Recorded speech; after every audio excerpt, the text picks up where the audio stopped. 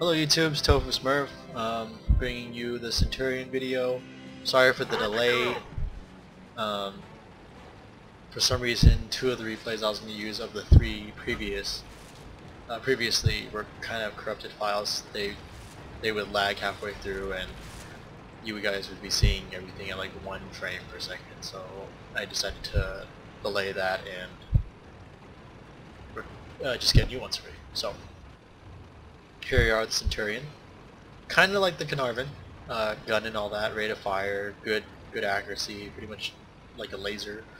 Will dip at long range though, so careful of that.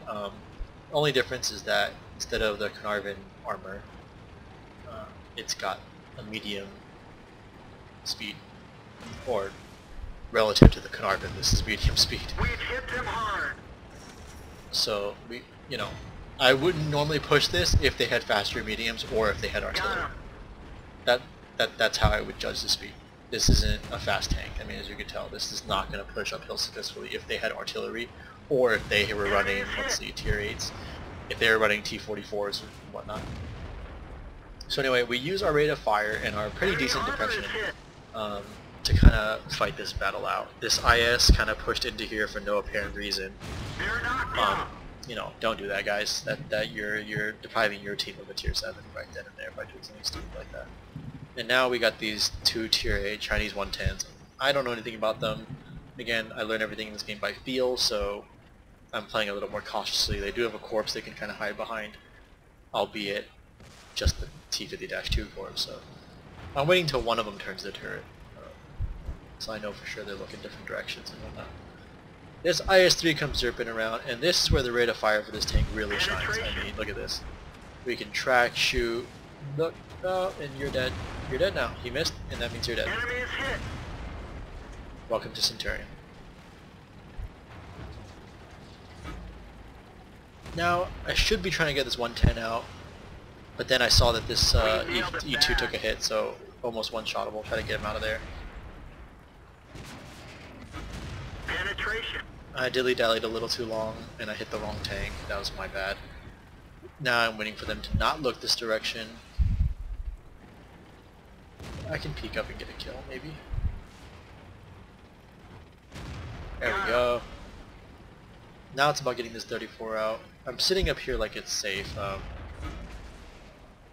Not if they're in the right spot. I think I eat shit here. Yeah. I lingered too long. That was my fault. As you can see, the rate of fire of this thing though allows you to, granted it's not doing major damage, but it allows you to rack up consistent damage, pretty quickly. We nailed them bad.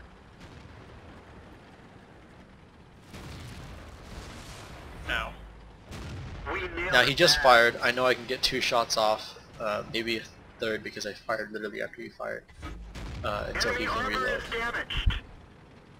So the hope here is I can get 1 more shot. Oh, and he missed.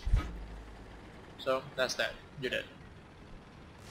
Again, the depression on the thing's not too bad. It's not like American, like the tier 9 Patton or Pershing, and this asshole is just waiting for me the whole time. I cannot believe that. He's got tanks on his side and he's just sitting there waiting. Whatever. Anyway, way to help your team. Granted, it's a loss anyway. So anyway, like I said, I mean, of my shots taken, we're looking at what, 3, 4, 5, 6, 7, 8, 9, 10, 13 shots that I've done damage with, not let alone any shots I didn't do damage with or completely missed with. So we've gotten a lot of shells out, and gotten 7 kills between us. I mean, it's pretty good damage. I got so mad when he did this. So angry. Oh well. We had this win anyway, so nothing to get mad about, I guess. But again, this tank, if you're going to play it, really use the rate of fire, the depression to your advantage. You're a really big target. You should not be leading like charges as if you had the speed to just zip around things. You don't. Use this thing as a reinforcing sniper or a flank supporter / flanker altogether. I wouldn't engage things in the front with this thing. I wouldn't be leading the charge with this thing.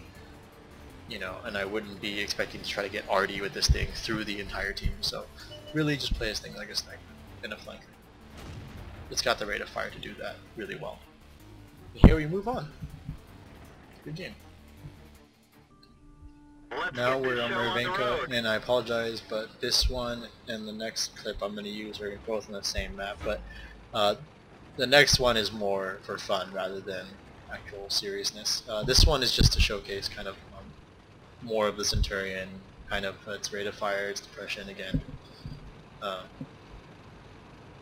So hopefully these videos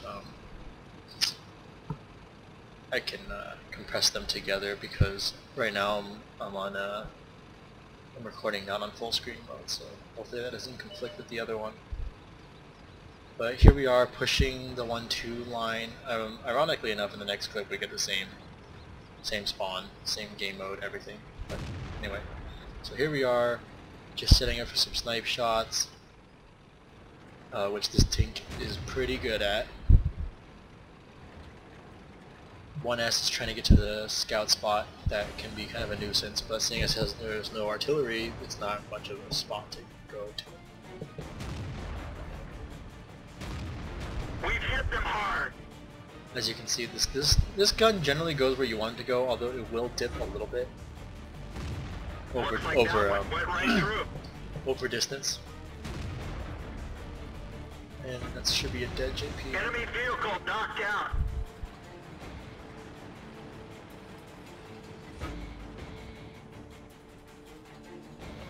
Boom! Enemy armor is damaged. Unaware BK. See, that was a track shot. Punched right through their armor. If that wasn't a track shot, that guy would have been dead in the volley. Although I did get a kind of a low roll. We nailed it bad. Yeah, see, the last shot I took on the 1S was a 181. We nailed it bad. So again, the damage output isn't crazy. What you're looking for more so is the rate of fire and the accuracy. I mean, and this depression isn't so bad. I actually don't think this is terrible depression. I mean, then again, I've played some tanks with some really shit depression, so that's why I could tolerate this. At this point, we're just trying to clean up here. The KV4, I was trying to move up so that we could, you know, circle him as a wolf pack. I didn't pay attention to the fact that he was platooned up, so I should have anticipated that both of them were coming. I take some dumb shots here, trying to take advantage of the KV4 reload, but we didn't even scratch them. You know, these are shots I shouldn't have taken, and like in that instance. I don't really fight KV4s often, so I haven't had the opportunity to really fight them from the front. I generally fight them from the side and rears. I don't make it a point to fight anything in the front, to be honest with you. I try to put myself in situations where I don't have to. And it pays off. Sometimes that means, you know, getting pretty aggressive with our rushes, but that one bounced. As you see, this thing's kind of sluggish. It's kind of a big tank. Right through their armor. But I think it's mobile enough. It's not super great. Because it kind of goes slower, it's actually really good at firing on the move, in my opinion. I can just march up and, you know, take a shot on the move and not worry about it. And even if I miss, the reload rate on this thing is so great that you're not really getting punished for it. So, you know, that guy's still trying to shoot me. So when our teammates get in there, when Huey and Lagine get in there, and that Panther 2, the guy just isn't able to do damage to them because he's so focused on one target, tunnel vision. You know, and at that point of a game, you might as well try to get as much damage output as you can. And we cap it, so that's cool. Enemy is hit. Moving on. Move out. This is our final replay, and this one's not really for the excellent gameplay. This match had something really fun in it, and something that I've been wanting to do since physics came out and whatnot, and I haven't had the opportunity to do so. But this is going to be great. You guys would just enjoy. I mean, the idea here was to plant ourselves in these depressions, and when things got lit on the 1-2 line, if our team pushed that way, see how much gets lit. If a lot gets lit, we would push up for advanced positions and shots, and Huey's being a derp. So, and then if they didn't see anything in 1-2 line, we would sit here so that when they pushed out of forest, we had the positional on the positional advantage on them. So this Type 59 comes charging out of forest, presumably to get at Huey. Biggest mistake, because it gave confidence to his teammates to come after us too. But again, the rate of fire on these things is what's really punishing these guys. This IS-3 wins derp of the battle. I thought Huey was going to drown there. Huey managed to get out in time. This IS-3 really wants to kill Huey. And so I do something here that I've been wanting to do for so long. Thanks to an assist by this retard. Yep. Stay down there. Stay down there. And here comes Huey. Yep. Stay down there. Yep. And Huey and the IS-3 can't fire because they're underwater. Oh, this is too great. Oh man. IS-3, if you're watching this video, note to self: don't do that again.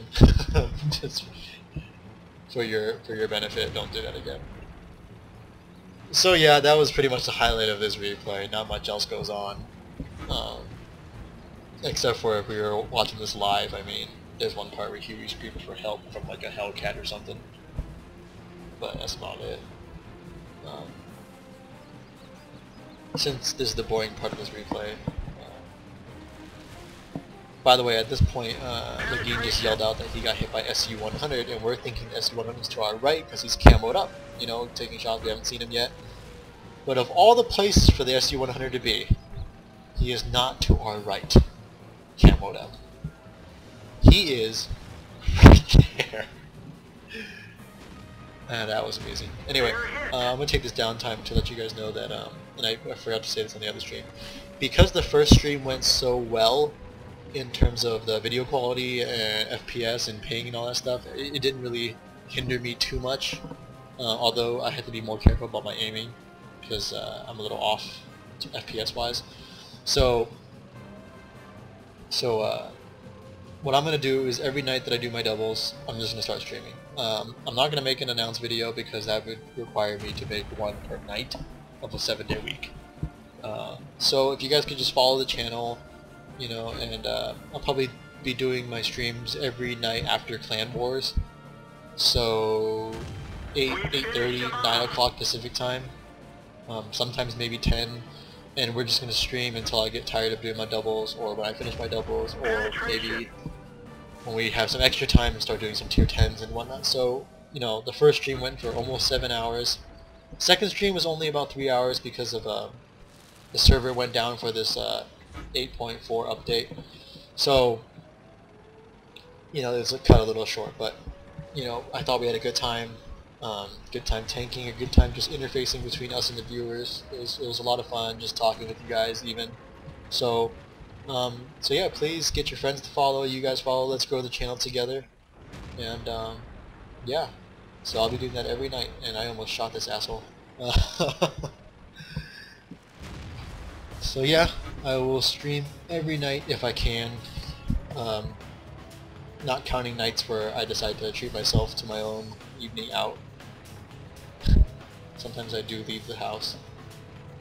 So yeah, otherwise hope this Centurion video was helpful for those considering grinding up this line or get the tank right below it or whatnot. And I'll be getting the Centurion Mark 7 very soon. Just need the credits. So I will see you guys later. Thank you.